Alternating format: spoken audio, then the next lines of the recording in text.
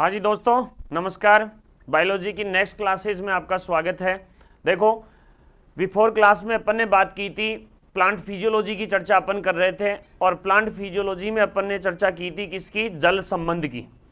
पहला चैप्टर उसका पढ़ रहे हैं, वाटर रिलेशन का। फिर बार बार बोल के बता रहा हूं, मैं फिर चीजें समझा रहा हूं ताकि आपको किसी प्रकार की कोई समस्या नहीं है, आप समझने में बहुत ईजी वैसे उन चीजों को समझ सके। प्लांट फिजियोलॉजी के अंदर अपन वाटर रिलेशन की चर्चा कर रहे थे। क्लास आप पिछली वाली क्लास बहुत अच्छे से वापस रिवाइज करके ढंग से देखे, बहुत अच्छे से देखे, धीरे धीरे देखे, आराम से, कोई समस्या नहीं आएगी। आपके सारे टॉपिक, सारी चीजें आपकी क्लियर हो जाएगी, किसी प्रकार की कहीं कोई दिक्कत ही नहीं आनी है, ये पक्का है। नोट्स की पीडीएफ प्रोवाइड हो जाएगी, पूरी क्लास प्रोवाइड हो जाएगी, सारी चीजें। और मैं पूरे नोट्स मतलब लिख लिख के ही बना रहा हूं आपके लिए, ये विशेष मेहनत है मेरी। हाँ, अगला अपना टॉपिक है कौन सा? इस क्लास का पहला पॉइंट कौन सा है? प्रासरण। देखो, पहली घटना विसरण अपनी हो गई, अब प्रासरण देखना है अपन को।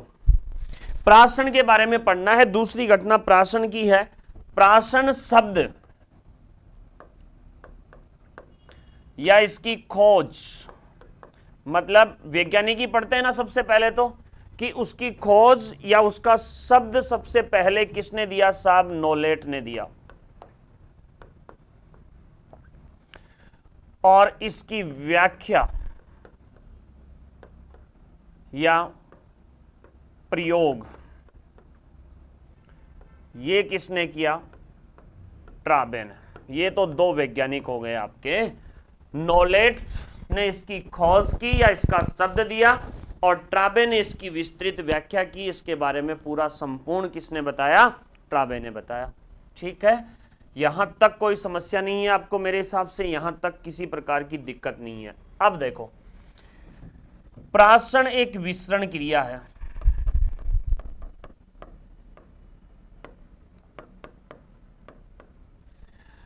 देखो, चलो बाद में बताएं, पहले परिभाषा सुनो। इस विसरण क्रिया में विलायक के अणु, कौन के अणु? विलायक के, ध्यान से सुन लेना। विलायक के अणु अपनी उच्च सांद्रता से किधर की ओर जाएंगे? निम्न सांद्रता की ओर। लेकिन बीच में कौन होगी? अर्धपारगम्य। अर्धपारगम्य झिल्ली।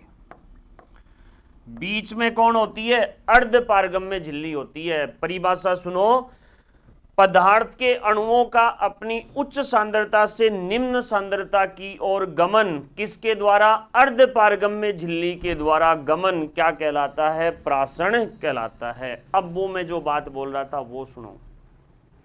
मैं बात कौन सी बोल रहा था? मैं ये कह रहा था आपको कि सभी प्रासरण विसरण होते हैं, लेकिन सभी विसरण प्रासरण नहीं होते। दोबारा सुनो, सभी प्रासरण विसरण क्रिया है साहब, क्योंकि पदार्थ के अणुओं का क्या हो रहा है? विसरण हो रहा है। लेकिन सभी विसरण प्रासरण नहीं होते, क्योंकि विसरण में जरूरी नहीं है। क्या जरूरी नहीं है? अर्धपारगम्य झिल्ली। क्योंकि पदार्थ के अणुओं का विसरण जरूर होता है उसमें, लेकिन उसके अंदर वो चीज जरूरी ही नहीं है। अब सुनो, इसमें विलायक के अणुगमन कर रहे हैं, तो आपकी केमिस्ट्री में दे रखा है विलियन के आधार पर। ध्यान रखना, विलियन के आधार पर उसमें परिभाषा बता रखी है, उसकी भी मैं चर्चा करके आपको विलियन जब सॉल्यूशन पढ़ाएंगे ना, जब कर देंगे, उसमें विलियन कर रखा है। तो विलियन में, और विलियन के आधार पर दे रखा है निम्न से किधर की ओर? उच्च की ओर। लेकिन निम्न विलियन कौन सा होगा? अति प्रासरी होगा, उसके आधार पर है। और ये कौन सा होगा? अल्प प्रासरी विलियन होगा। ये केमिस्ट्री की बात है, इसलिए यहां से कंफ्यूज मत हो जाना। ठीक है, यहां से कंफ्यूज होने की आपको कहीं कोई जरूरत नहीं है कि केमिस्ट्री वाली चर्चा है, केमिस्ट्री वाली बात है, तो आप कहीं इसके लिए कंफ्यूज हो जाओ, इसके लिए कंफ्यूज मत होना। ये तो हो गई कौन सी? केमिस्ट्री के विलियन के अकॉर्डिंग। ठीक है, अब देखो, इसमें विलायक के अणु विलायक के अणु किधर की ओर जाएंगे बताओ? विलयन की ओर गमन। विलायक के अणुओं का गमन किधर की ओर होगा? विलयन की ओर होगा। हमेशा विलयन की ओर वो वृद्धि करेंगे। ये थी आपकी प्राशन की नॉर्मल सी परिभाषा, जिसमें दो तो वैज्ञानिक और केवल इसकी परिभाषा की बात अपन को करनी थी। आगे देखो, देखो प्राशन के लिए अनिवार्य क्या है? अनिवार्य है साहब झिल्ली। झिल्ली द्वारा गमन होता है। किसके द्वारा गमन होता है? झिल्ली द्वारा गमन होता है। ये प्राशन की शर्त है। प्रासरण, ठीक है। अब ये प्राशन किसके द्वारा होगा, इसकी चर्चा अपन को यहां करनी है। किसके अंदर? विसरण, इसके अंदर मतलब पारगम्यता के अंदर। पारगम्यता की चर्चा करो अपन आप तो फिलहाल तो। पारगम्यता का मतलब होता है पदार्थ के अणुओं का गमन। गमन बोल दो या स्थानांतरण बोल दो, ठीक है, या फिर आना और जाना बोल दो। और पदार्थ के अणुओं का गमन किसके द्वारा होता है? झिल्लियों के द्वारा होता है। झिल्ली द्वारा होता है। किसके द्वारा होगा? झिल्ली द्वारा होगा, ठीक है। किसके द्वारा होगा? झिल्ली या मेम्ब्रेन के द्वारा होगा। और इसके आधार पर झिल्लियां होती है 3 प्रकार की। पहली अपारगम्य, दूसरी अर्ध पारगम्य और चयनात्मक या वर्णात्मक।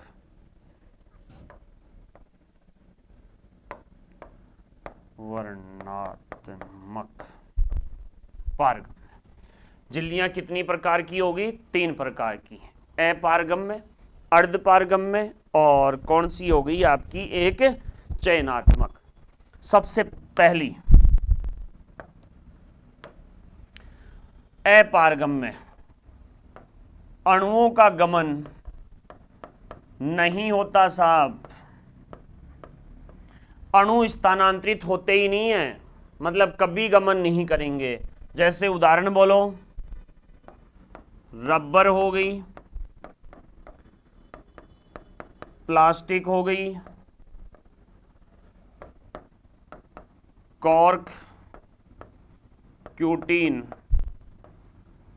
भित्ति। कॉर्क और क्यूटीन से स्तरित जो भित्तियां होती है, जिनके ऊपर कॉर्क या क्यूटीन पाया जाता है, उनके द्वारा भी कभी आवागमन नहीं होता। मतलब वो भी पदार्थ के अणुओं का आवागमन नहीं करती। अर्धपारगम्य का मतलब विलायक के अणुओं का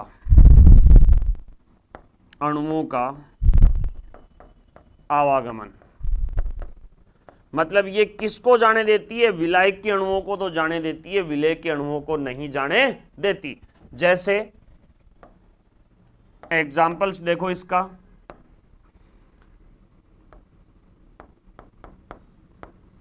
मूत्राशय की झिल्ली,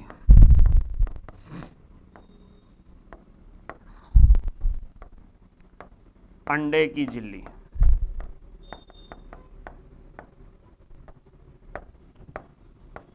कॉपर फेरोसाइनाइट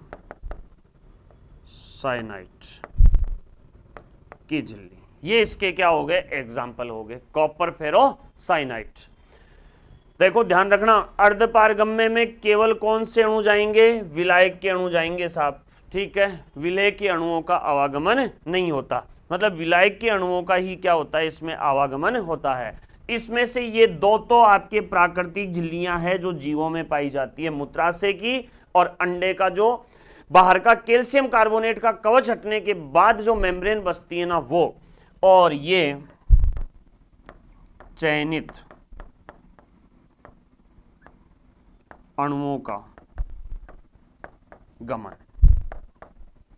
किसका करती है? चयनित अणु, जैसे मैग्नीशियम हो गया, कैल्शियम हो गया, फेरम हो गया, क्लोरीन हो गई, इन चयनित अणुओं का ही गमन करती है। वो कौन सी होगी आपकी?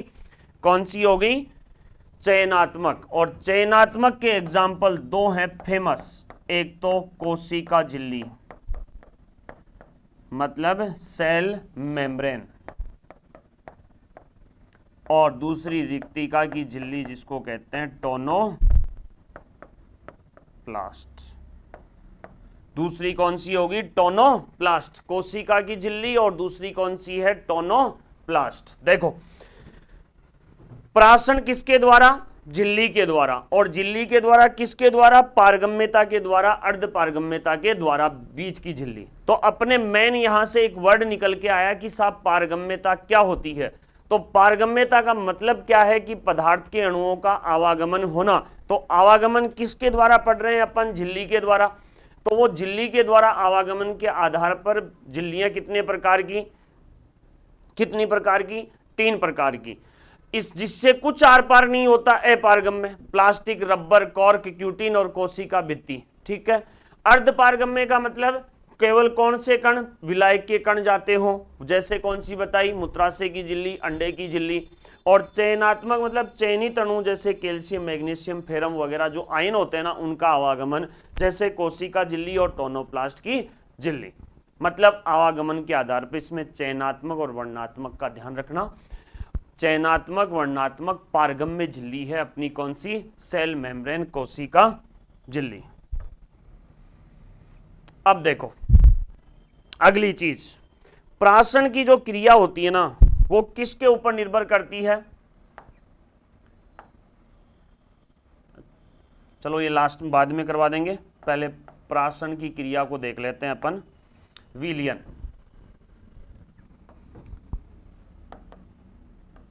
प्रकार। देखो ये टॉपिक बहुत ही इंपॉर्टेंट है, स्टार लगा लो इसको, क्योंकि यहां से बहुत सारी चीजें मैं करवाऊंगा, ध्यान रखना, कंसंट्रेट होकर समझना, बहुत अच्छे टॉपिक।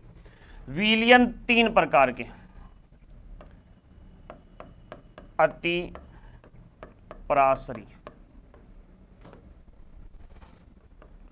दूसरा अल्प पराशरी, और तीसरा कौन सा हो गया? समपराशरी। विलयन कितने प्रकार के? 3 प्रकार के। साहब कौन कौन से? अति पराशरी, अल्प पराशरी और समपराशरी। 3 प्रकार के विलयन अपन को पढ़ने हैं। एक कोशिका है ये, ऐसी कोशिका नहीं, बाह्य विलयन बना लें अपन, कोशिका इसके अंदर बना लेंगे, ये लो, ये कोशिकाएं होगी, ये बाह्य विलयन,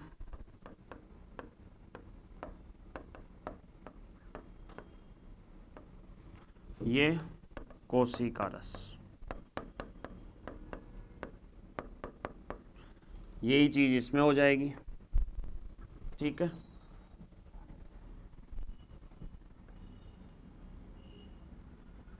ये लो, अब सही है। हाँ, ये हो गए आपके विलयन, कोशिका रस वगैरह। अब सुनो, बाह्य विलयन और कोशिका विलयन की कंपेयर करनी है, तो कोशिका विलयन की तुलना में बाह्य विलयन की सांद्रता का अधिक होना, बाह्य विलयन की सांद्रता का क्या होना? अधिक होना। ये क्या है? अधिक। तो अपोजिट ये क्या हो जाएगी? कम। और इसकी अंदर से क्या?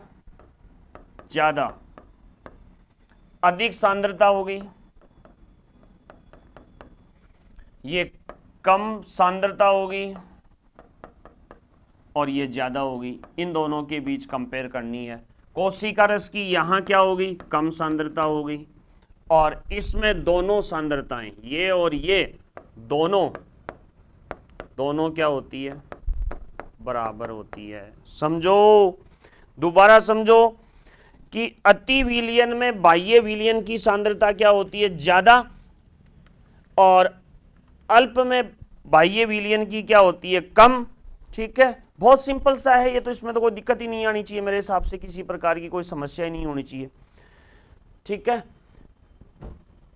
दोबारा सुन लो। दो विलयन कंपेयर कर रहे हैं अपन। दो विलयन कौन कौन से बताओ? एक तो बाह्य विलयन और एक कोशिका विलयन। तो कोशिका विलयन की सांद्रता बाह्य विलयन की अपेक्षा कम होती है, ऐसे समझ लो। कोशिका विलयन की सांद्रता बाह्य विलयन की अपेक्षा क्या है, कम। या फिर ऐसे समझो, कोशिका विलयन की अपेक्षा बाह्य विलयन की सांद्रता ज्यादा होती है। इस प्रकार का विलयन कौन सा कहलाता है? अतिप्रासरी। कोशिका रस की अपेक्षा बाह्य विलयन की सांद्रता कम होती है, ऐसा विलयन कौन सा कहलाएगा? अल्पप्रासरी। और जिसमें ये दोनों सांद्रताएं बराबर होती है उसको कौन सा बोलते हैं? समप्रासरी विलयन। ठीक है, अब सुनो, यहीं से मेरे को प्राशन के प्रकार कराने हैं। प्राशन के प्रकार यहीं साथ ही साथ करवाना है, अलग से नहीं करवाना, इसको चार जगह नहीं करवाना।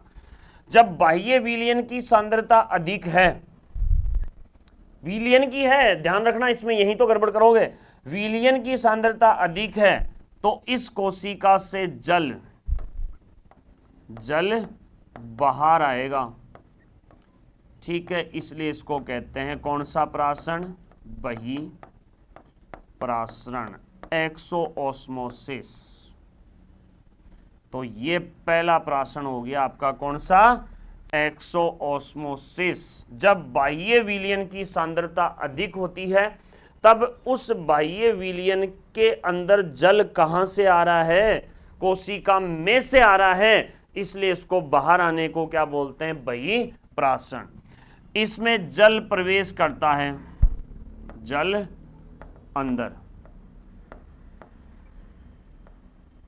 अंदर प्रवेश करेगा, इसलिए इसको कह दिया अंतःप्रासरण। ये दूसरा प्राशन हो गया, और इसमें प्रासरण नहीं होता, प्रासरण नहीं होता साहब, इसमें प्राशन की घटना होती नहीं है। तो दोबारा ध्यान देंगे एक बार कि प्राशन कितने प्रकार का? दो प्रकार का। और प्राशन क्रिया के आधार पर विलयन कितने प्रकार के? विलयन कितने प्रकार के? तीन प्रकार के। बाह्य, दोबारा बोल रहा हूं, बाह्य विलयन की सांद्रता अधिक, अति। बाह्य की कम, अल्प। दोनों की बराबर, सम। अति में रखोगे तो विलयन अंदर क्या है? तनु है। तनु है तो मतलब जल क्या है? ज्यादा, और बाहर विलय ज्यादा है, सांद्रता ज्यादा है। तो अब देखो, केमिस्ट्री वाली परिभाषा शायद यहां क्लियर हो गई आपकी। केमिस्ट्री में क्या होता है कि निम्न से उच्च की ओर, विलयन में निम्न से उच्च की ओर होता है। तो विलयन निम्न कहां है? निम्न कहां है विलयन? निम्न जल बाहर आ रहा है तो निम्न तो बाहरी तो हुआ ना, सांद्रता बाहर कम है इसलिए। लेकिन अपने यहां अपन विलय के आधार पर पढ़ते हैं, जल के आधार पर।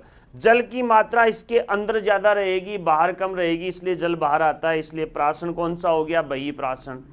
इसमें जल अंदर प्रवेश करता है, अंतःप्रासरण। और इसमें प्राशन की घटना नहीं होती। बहुत अच्छे से समझ में आ गई होगी ये चीज सारी। दोबारा एक दो बार और सुन लेना, आ जाएगा समझ में। प्राशन का प्रयोग देखो, प्राशन शब्द किसने दिया था? अभी आपको बताया था थोड़ी देर पहले। प्राशन शब्द किसने दिया था? अभी थोड़ी देर पहले बताया था, क्लास में स्टार्ट करने से पहले, नोलेट ने। और प्राशन का जो प्रयोग किया था वो प्रयोग किसने किया था बताओ? प्रयोग ट्राबे द्वारा, ट्राबे द्वारा किया गया। ठीक है, ट्राबे द्वारा किया गया। कैसा किया गया सुनो।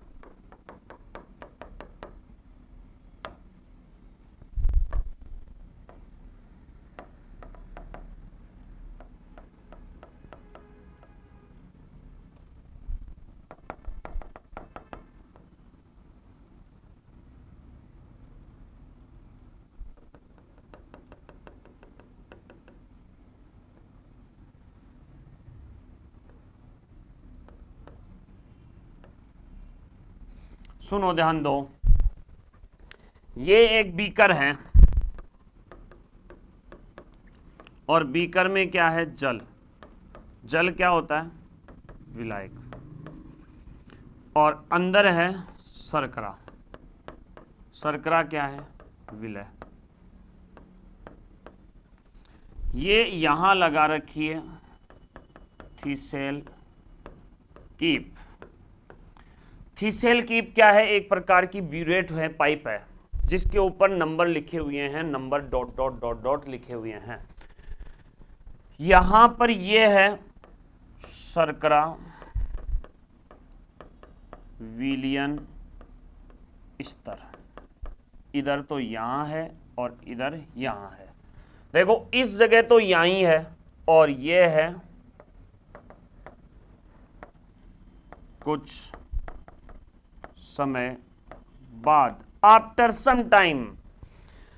आपने एक बीकर में, सुनो प्रयोग सुनो, आपने एक बीकर में पानी लिया, ठीक है, और पानी लेकर उसको पूरा भर दिया पानी से और उसमें थीसेल कीप लगा दी। थीसेल कीप पर बांधी मूत्राशय की झिल्ली।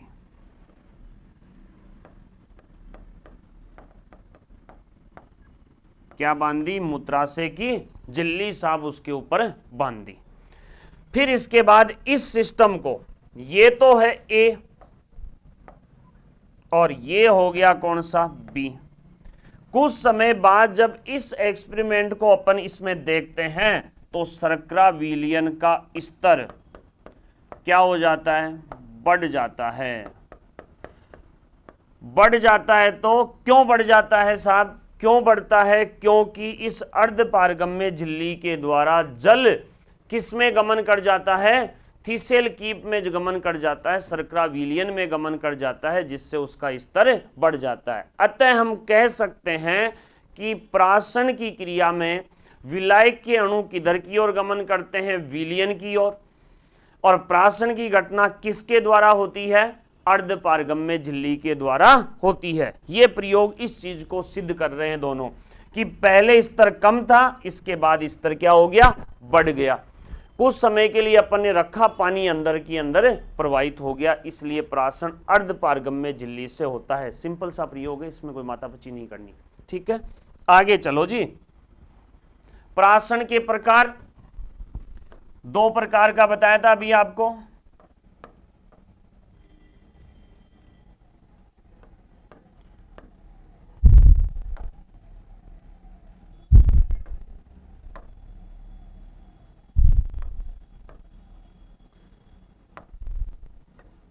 दो प्रकार का,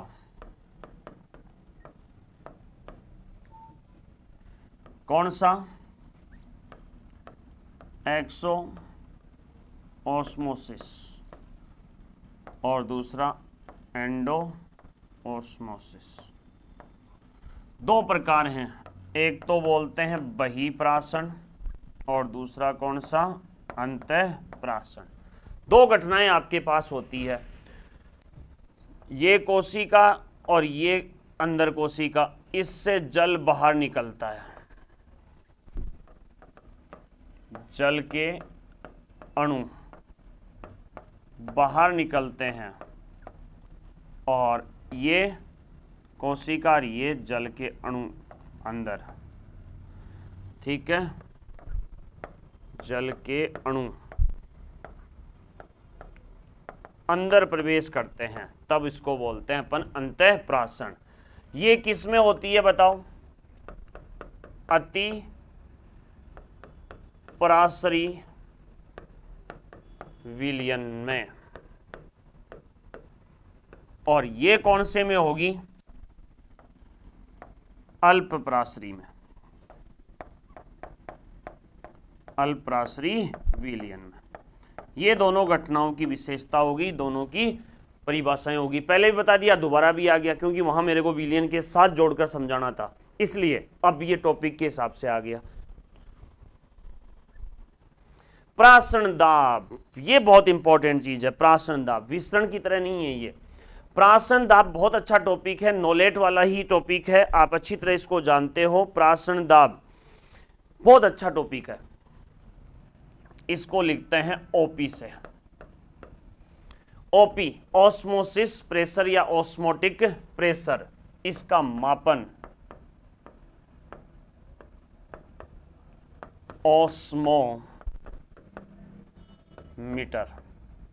मापन कौन करता है इसका? ऑस्मोमीटर। सुनो,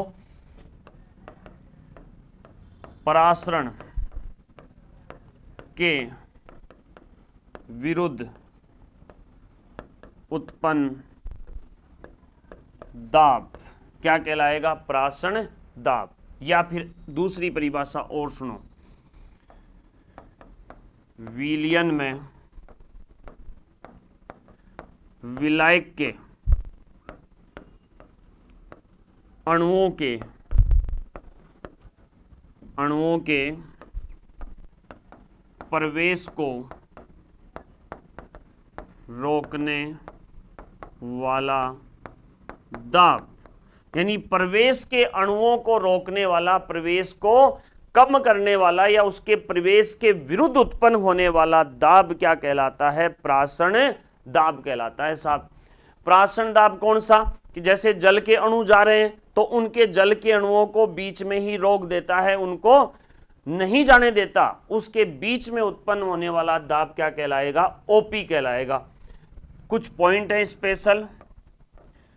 शुद्ध जल में ओपी 0 होता है। शून्य, शुद्ध जल में ओपी नहीं पाया जाता, शुद्ध जल में नहीं होता। जड़ों में ओपी क्या होता है? कम। पत्तियों में क्या होगा? ज्यादा। जड़ों में कम, क्योंकि जड़ें ही जल अवशोषित करती है, इसलिए जड़ों में तो होता है कम और पत्तियों में क्या होता है? ज्यादा, मतलब इसका मान ज्यादा होगा। अगली चीज, शुद्ध जल बता दिया, जड़ों का बता दिया, पत्तियों का बता दिया। अब देखो, आवाज के आधार पर समोद्भिद और एक होता है लवणोद्भिद। समोद्भिद में कम और लवणोद्भिद में ज्यादा। समोद्भिद में इसका मान क्या होता है? कम, और लवणोद्भिद में ज्यादा, ताकि लवणों की सांद्रता क्या हो? कम से कम अंदर प्रवेश करे। ये तो हो गए प्राशन के स्पेशल पॉइंट। एक सूत्र आता है इसका, ओपी बराबर CRT। ओपी बराबर क्या है? CRT, जहां C बराबर है विलयन की मोलर सांद्रता। किसकी सांद्रता? विलयन की, जो आपने विलयन लिया है उसकी। R क्या है? गैस नियतांक। और T क्या है? परम ताप। ये आपका सूत्र है कि यदि कोई मान लो किसी विलयन की मोलर सांद्रता दे दें कि साहब 1 ग्राम ग्लूकोज में प्राशन दाब कितना उत्पन्न होगा, तो 1 ग्राम तो क्या होगी? उसकी सांद्रता होगी। 1 ग्राम तो उसकी क्या होगी? सांद्रता होगी। और दूसरा गैस नियतांक, 1 मिनट रुकना, कुछ टेक्निकल प्रॉब्लम आई है क्लास की। इसमें तो सही चल रही है।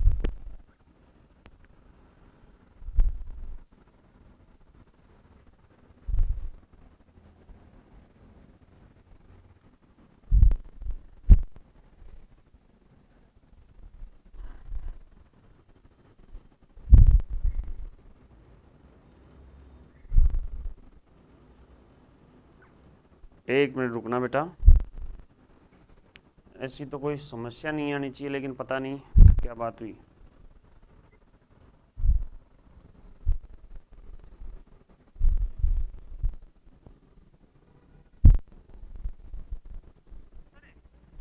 यार ये सामने की स्क्रीन बंद हो गई, देखना एक बार।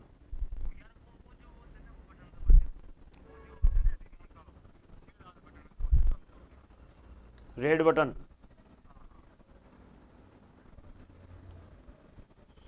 कुछ बंद बंद तो नहीं हो जाएगा, कंटिन्यू है ना? ठीक है, अभी तो चल रहा है। हो गया ग्रुप? थोड़ी सी प्रॉब्लम हुई थी। हाँ जी, ओपी बराबर क्या लिखा अपन ने? सीआरटी। और तो सीआरटी क्या है यहां? विलियन की मोलर सांद्रता। आर क्या है यहां? गैस नियतांक। और गैस नियतांक का मान होता है 0.082। याद रखना 0.082। हाँ सही है। परम ताप कितना? 273 केल्विन। परम ताप कितना हो गया? 273 केल्विन। अब शायद आप कर सकते हो आराम से, यदि आपको 1 ग्राम दे तो 1 इंटू ये संख्या गुणा कर दो, 2 दे तो 2 से गुणा कर दो। अब विशेष ध्यान रखना एक इंपॉर्टेंट चीज, अधिकतम जो प्राशन दाब होता है ना, अधिकतम ओपी का मान, मतलब ज्यादा से ज्यादा किसी के अंदर भी ओपी का मान हो सकता है ना, वो हो सकता है 202.5। कितना? एटीएम में लिख दो, एटीएम। यह है प्राशन दाब का एक स्पेशल पॉइंट और बहुत ही इंपॉर्टेंट पॉइंट है। दोबारा सुन लो कि किसी भी प्राशन घटना के लिए प्राशन के विरुद्ध उत्पन्न होने वाला दाब या फिर उन अणुओं के स्थानांतरण को रोकने वाला दाब क्या कहलाता है? प्राशन दाब कहलाता है। ओपी से लिखते हैं इसको, और मापते किससे है? ओस्मोमीटर से मापते हैं। ठीक है, इसमें कुछ चीजें स्पेशल लिखाई है मैंने कि शुद्ध जल में ओपी कितना होता है? 0। जड़ों में ओपी का मान कम होता है ताकि जल अवशोषित हो जाए। पत्तियों में ओपी का मान क्या होता है? ज्यादा, ताकि वाष्पोत्सर्जन क्या हो? कम हो। लवणोद्भिद में क्या होता है? ओपी ज्यादा। और समोद्भिद में क्या होता है? कम। और अधिकतम ओपी कितना बन सकता है? 202.5 एटीएम, इससे ज्यादा नहीं बनेगा। इधर एक सूत्र लिखा है अपन ने, प्राशन दाब बराबर क्या होता है? सीआरटी। सीआरटी मोलर सांद्रता होगी, आर गैस नियतांक हो गया, और टी उसके लिए क्या हो गया? परम ताप। ये इंपॉर्टेंट एक स्लाइड थी, बहुत अच्छी वाली है। अब तो इजी सा आ गया, प्राशन दाब का महत्व है। पहला, जड़ों द्वारा जल अवशोषण। दूसरा, सक्रिय परिवहन। तीसरा, कोशिका की स्फीत आकृति। चौथा, रंध्रों की गति में एक सेल से दूसरी में जल प्रवाह। हो गया, खनिज आयनों का भी इसी में आ जाएगा। और एक हिमकरण, और हिमकरण दोबारा लिखो, हिमकरण और शुष्कन।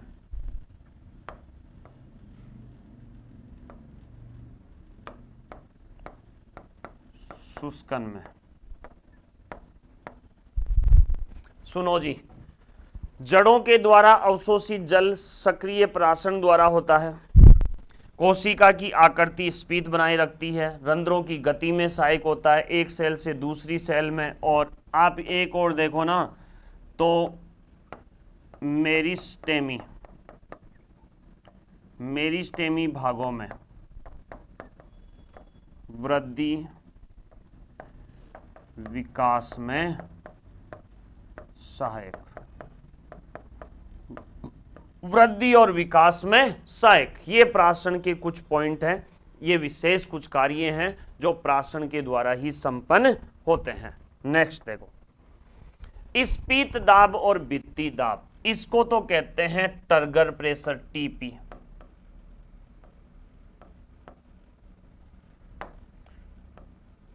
टीपी और इसको कहते हैं डब्ल्यूपी।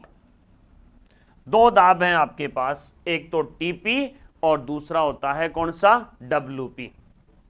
देखो ये एक कोशिका है,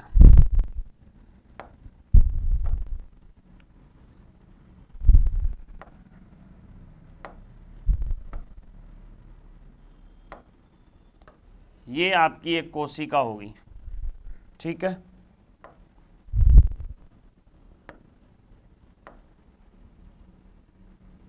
ये इसका केंद्रक हो गया। गड़बड़ क्यों हो रही है?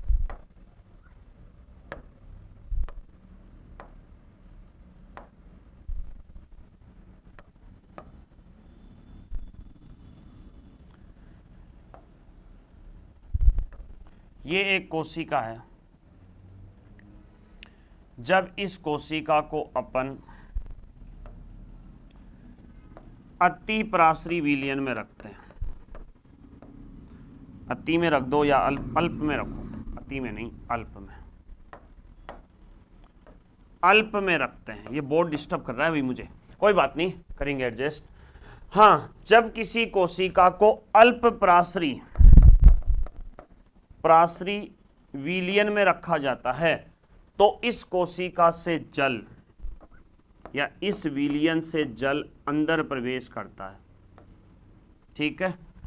कोशिका से जल कहाँ होगा, अंदर प्रवेश करता है। तो अंदर प्रवेश करने के कारण यहां उत्पन्न दाब जो इसकी भित्ति पर पड़ता है वो दाब कौन सा कहलाएगा, भित्ति दाब। सुनो, दोबारा सुनो, जब कोशिका में जल प्रवेश करेगा, कोशिका क्या होगी, फूलेगी, जीवद्रव्य फैलेगा, और जीवद्रव्य फैलेगा तो उसके जीवद्रव्य के द्वारा किस पर दाब पड़ेगा, भित्ति पर दाब पड़ेगा। उसको कौन सा दाब बोलते हैं, भित्ति दाब। इसकी दिशा अंदर से बाहर की ओर, अंदर से बाहर की ओर, और ये सेल को क्या करता है, फैलाता है। अब सुनो, कोशिका क्या करेगी, एक दाब और बनाएगी, बाहर से अंदर की ओर, बाहर से अंदर की ओर। इस दाब को कौन सा बोलते हैं, कौन सा बोलोगे, भित्ति दाब। मतलब इसको किससे कैसे दिखाओगे, ये कौन सा हो गया, बाहर से अंदर की ओर दिशा। कोशिका को सलत बनाता है, वो तो फैलाएगा और ये सेल को क्या बनाएगा, सलत करवाएगा। सुनो ध्यान दो, एक कोशिका के अंदर जल प्रवेश के कारण, उस जल प्रवेश के कारण कोशिका का जीवद्रव्य फैलकर उसकी भित्ति पे दबाव डालना शुरू कर देता है, और दबाव डालते ही क्या होगी, वो कोशिका फैलेगी, और फैलते ही उसके जीवद्रव्य का दाब किस पर पड़ेगा, भित्ति पर पड़ेगा। उस भित्ति पर पड़ने वाले दाब को क्या बोलते हैं अपन, भित्ति दाब कहते हैं। अब भित्ति भी क्या करेगी, उसको बैलेंस करेगी, बाहर से वापस लाएगी, तो भित्ति का जीवद्रव्य के ऊपर पड़ने वाला दाब कौन सा हो जाएगा, भित्ति दाब, ठीक है। जैसे सेम, तो नहीं समझ में आया तो ऐसे समझ लो, जैसे आप किसी टायर में हवा डालते हो तो टायर फूलता है, किसके कारण, भित्ति दाब के कारण।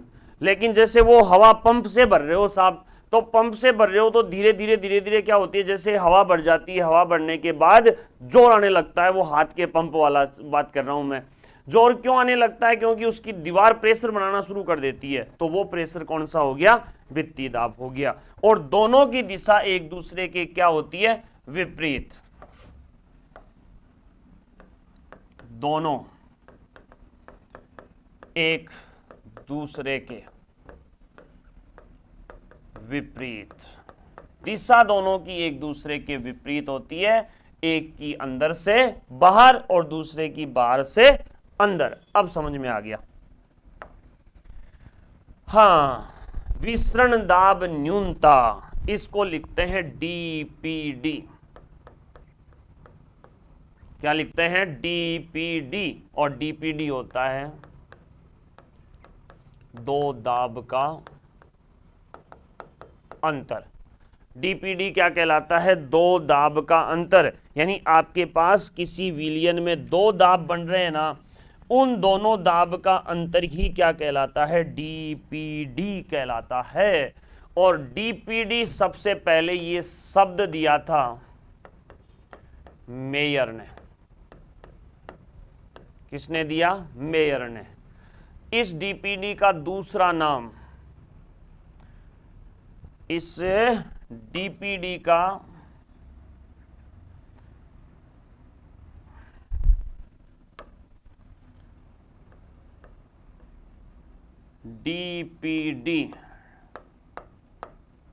इस डीपीडी का दूसरा नाम था शोषण दाब, रेनर ने। और इसके पहले इसका नाम था शोषण बल। ये दिया था किसने? सोज क्राफ्ट ने। किसने दिया? सोज क्राफ्ट ने। ये तो इसकी नॉर्मल से परिचय हो गई। दो दाब का अंतर लेना है साहब, तो अंतर लेंगे तो सबसे पहले अपन को कुछ चीजें याद रखनी पड़ेगी। जैसे विलियन में टीपी किसके बराबर होता है? डब्ल्यूपी के बराबर। विलियन में टीपी किसके बराबर होगा? डब्ल्यूपी के बराबर। याद रखना है, यदि कोई कोशिका स्पीत है, स्पीत है मतलब, स्पीत का मतलब कोई कोशिका फूली हुई है, तो आपको पता है टीपी किसके बराबर होगा? ओपी के बराबर। और कोई कोशिका कैसी है? सलत है, मतलब सिकुड़ी हुई है, तो उसके लिए टीपी और डब्ल्यूपी दोनों क्या होंगे? जीरो होंगे। याद रखो, यदि कोई कोशिका को आप विलियन में रखते हो तो उसके लिए टीपी और डब्ल्यूपी मतलब वाल प्रेशर और टर्गर प्रेशर दोनों आपस में बराबर होंगे। ठीक है। स्पीत हो गई कोशिका, तब आपको पता है स्पीत दाब बढ़ गया। बढ़ा क्यों? क्योंकि प्राशन दाब ने उसका विरोध कर लिया, इसलिए वो दोनों बराबर। और ढीली ढाली कोशिका है तुम्हारी जैसी, तो न तो कोई एक्टिव है, ना तो जल प्रवेश कर रहा है और ना ही जल उससे बाहर निकल रहा है। ठीक है। अब इसके साथ इसका रिलेशन निकालो। डीपीडी ओपी टीपी में संबंध, इंपॉर्टेंट टॉपिक। पहला, विलियन में रखी कोशिका के लिए। दूसरा, स्पीत के लिए। और तीसरा, सलत के लिए, सलत सेल के लिए। ये तीन आपको रिलेशन निकालने हैं। तीनों एग्जाम के हिसाब से बड़े ही इंपॉर्टेंट है, पूछते हैं बार बार, इनसे क्वेश्चन रिवाइज होता है। विलियन में रखी कोशिका के लिए, स्पीत कोशिका के लिए और सलत कोशिका के लिए साब डीपीडी का क्या संबंध होता है? तो सुनो, ये समीकरण दे लो, एक को, दो को और ये तीन को याद रखना पड़ेगा, तब वो रिलेशन निकलेगा। बताओ, डीपीडी बराबर ओपी माइनस टीपी, कहां से लिया? दो दाब का अंतर, परिभाषा से लिया। देखो अब समीकरण एक से डीपीडी बराबर OP minus OP, OP minus OP, तो डी पी, नहीं ओपी माइनस ओपी कैसे, ओपी बराबर डब्ल्यू पी होता है, ध्यान दो। समीकरण 1 से, समीकरण 1 में क्या है, टीपी बराबर डब्ल्यू पी, तो इसलिए डी पी डी बराबर ओपी माइनस क्या लिख सकते हैं अपन, डब्ल्यू पी भी लिख सकते हैं। देखो कैसे लिखा, ध्यान दो। उधर मैंने सूत्र लिखा ओपी माइनस टीपी, और इधर समीकरण क्या है, टीपी किसके बराबर है, डब्ल्यू पी के बराबर, अर्थात टीपी की जगह मैंने किसको रख दिया, डब्ल्यू पी को रख दिया, तो वो भी उसके अंतर में आ गया। स्पीत कोशिका के लिए बताओ, डी पी डी बराबर ओपी माइनस क्या आ जाएगा, टीपी, सूत्र तो वही आएगा। मान रखो इधर से समीकरण 2 से डी पी डी बराबर ओपी माइनस ओपी, तो डी पी डी बराबर 0, शून्य होता है। विसरण दाब न्यूनता का मान स्पीत कोशिका के लिए क्या होगा, 0 होता है, शून्य होता है, उसके लिए किसी प्रकार का कोई दाब अंतर नहीं बनता। और सलत सेल के लिए देखो डी पी डी बराबर ओपी माइनस टीपी, देखो समीकरण 3 से टीपी का मान कितना, टीपी बराबर 0, इसलिए डी पी डी बराबर ओपी। ये आपके पास 3 कंडीशन निकल के आ गई। कौन कौन सी आई, ये डीपीडी का रिलेशन निकालने की 3 कंडीशन निकल के आई। कौन कौन सी आई, ध्यान देखो दोबारा। सबसे पहले ये तो अपन को याद रखनी है कंडीशन साहब की, विलियन के लिए टीपी डब्ल्यूपी दोनों आपस में क्या है, बराबर। स्पीत कोशिका के लिए टीपी और ओपी आपस में बराबर, और सलत कोशिका के लिए सारे मान क्या होते हैं, शून्य होते हैं, 0 होते हैं। अब इन मानों को उठाकर उसके अंतर में रखना, कुछ नहीं करना, बस आपको डायरेक्ट लैंग्वेज में पूछता है, क्वेश्चन ऐसे आता है कि स्पीत कोशिका के लिए डीपीडी का मान 0, सलत कोशिका के लिए ओपी के बराबर, तो ये ऑप्शन बनाएगा कि ओपी के बराबर, ओपी से अधिक या शून्य के बराबर, या कोई दाब नहीं बनता। तो उस हिसाब से ये इंपॉर्टेंट है डीपीडी, ओपी और टीपी का संबंध। दोबारा समझने के लिए एक बार इस वीडियो को वापस देख लेना, इसको समझ लेना, पूरा तैयार कर लेना, ठीक है। आगे चलो, ये तो हो ही गया अपना ओपी, टीपी और डब्ल्यूपी में संबंध बता ही दिया मैंने। जीवद्रव्य कुंचन और जीवद्रव्य विकुंचन। जब किसी सेल को अपन अति परासरी में रखते हैं, अति परासरी विलयन में रखने पर जल का बाहर जीवद्रव्य सिकुड़ना,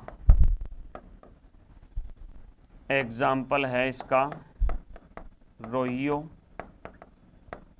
पादप की पत्तियां। कौन से पादप की पत्तियां, रोहियो पादप की पत्तियों में ये होता है। और ऐसा एक और भी है, अंगूर को पानी में रखना, पानी में नहीं रखोगे, शर्करा विलयन में रखोगे। अंगूर को गाढ़े शर्करा विलयन में रखने पर सिकुड़ना, गाढ़े शर्करा विलयन में रखने पर उसका सिकुड़ जाना। सीधी सी बात है, किसी कोशिका को अति परासरी विलयन में रखोगे, जल बाहर आता रहेगा, जल बाहर आएगा तो उसका जीवद्रव्य क्या हो जाएगा, सिकुड़ जाएगा, उसको बोलते हैं जीवद्रव्य कुंचन। और अल्प परासरी में रखने पर जीवद्रव्य का फैलना उसके अपोजिट हो गया, जीव द्रव्य फैल जाता है। उदाहरण क्या हो गया इसका, किशमिश को पानी में रखने पर, पानी में रखने पर क्या हो जाना, फूल जाना। वो किशमिश क्या हो जाती है, फूल जाती है, अंगूर सिकुड़ जाता है। तो एक तो सिकुड़ना और एक फैलना, फूलना, दोनों बराबर। जल विभव, वाटर पोटेंशियल, जल विभव अवधारणा दी थी टायलर व स्लेटियर ने। टायलर और दूसरा कौन है, स्लेटियर। स्लेटियर ने इस अवधारणा का प्रतिपादन सबसे पहले टायलर ने, दोबारा लिख देता हूं इसको, स्लेटियर को।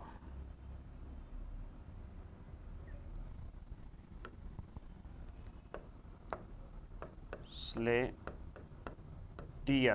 ने, ठीक है, टायलर व स्लेटियर ने। अब जल विभव का मतलब क्या होता है, सुनो। शुद्ध, विलायक व विलयन जल के अणुओं से मुक्त ऊर्जा का अंतर क्या कहलाता है, जल विभव। आपके पास दो प्रकार के जल पाए जाते हैं साहब, एक तो शुद्ध जल होता है, एक विलयन जल होता है जिसमें अपन विलय मिला देते हैं। तो दोनों के अणुओं के बीच जो ऊर्जा का अंतर बनता है ना, वही अंतर क्या कहलाता है, जल विभव कहलाता है, वाटर पोटेंशियल कहलाता है। इसका इंडिकेशन, इसको लिखते किससे है या दर्शाते किससे है, साई डब्लू से। मात्रक क्या है, पास्कल। ये विशेष ध्यान रखना है हमेशा। मुक्त अणुओं की ऊर्जा शुद्ध की तो क्या होती है, अधिक, और जैसे ही विलय मिलाते हैं उसके अणुओं की ऊर्जा के मान में क्या आती रहती है, कमी आती रहती है। तो वो कमी आके अंतर बनेगा ना, वही अंतर क्या कहलाता है, जल विभव कहलाता है।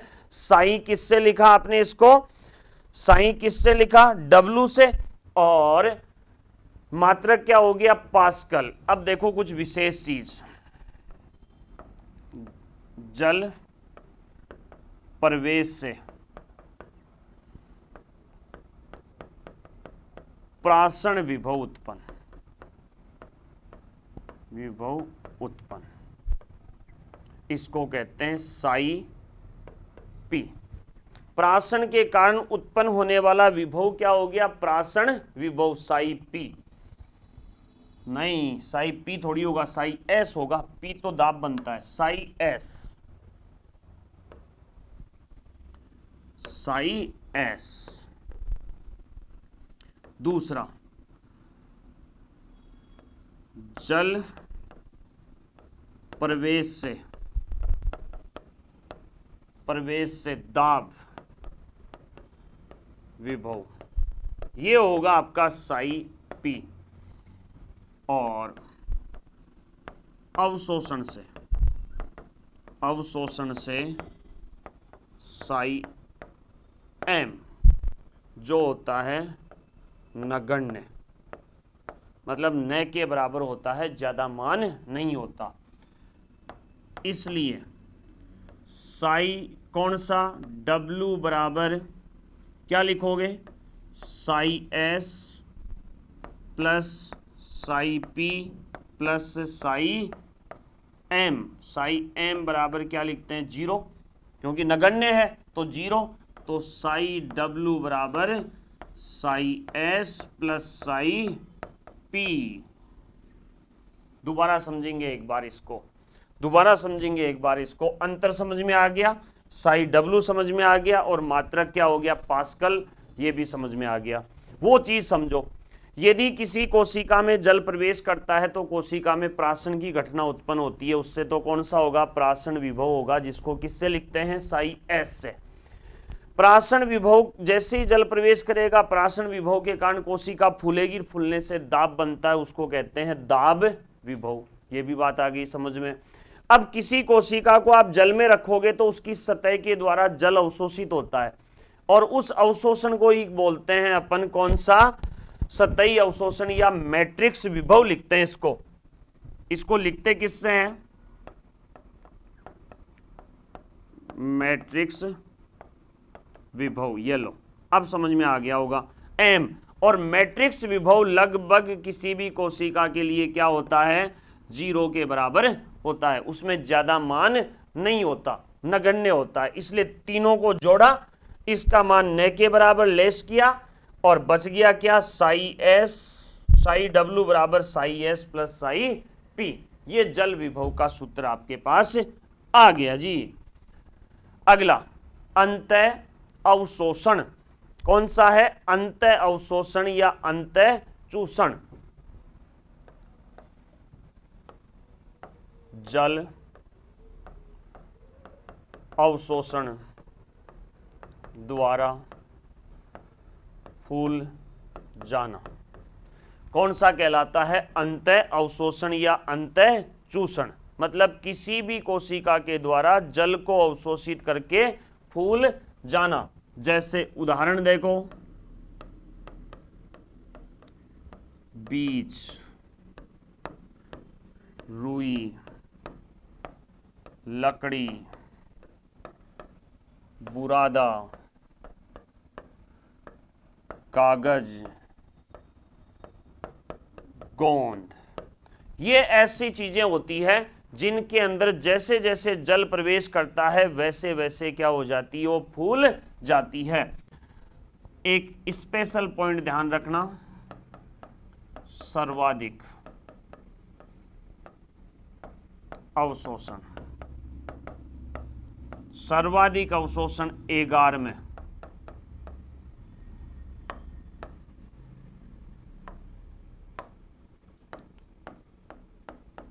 एगार में, फिर प्रोटीन में, फिर स्टार्च में, फिर सेल्यूलोज में। ये सर्वाधिक अवशोषण का है क्या, क्रम है। ठीक है। बीजांकुरण, बीजांकुरण अंतः अवशोषण का, अवशोषण का उदाहरण है। ठीक है। एक होता है लिग्निन और सुबेरिन, एक ये भी ध्यान रख लेना, लिग्निन और सुबेरिन में अंतः अवशोषण, अंतः अवशोषण अनुपस्थित।